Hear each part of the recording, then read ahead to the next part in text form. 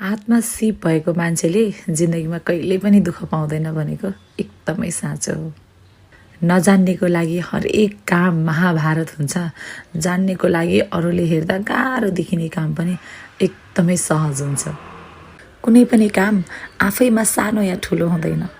सुरुवातमा हरेक काम सानैबाट सुरु हुन्छ।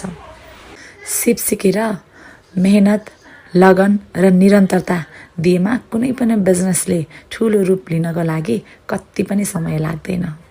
इतिहास साक्षी छ।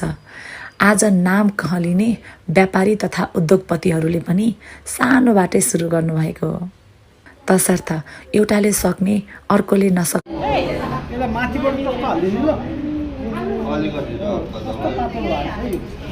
त्यसै गर्नुपर्छ पनि हैन माथि बस्छ हल्का लाइटली लाइटली ल भयो ल यो चाहिँ पार्सली है पार्सली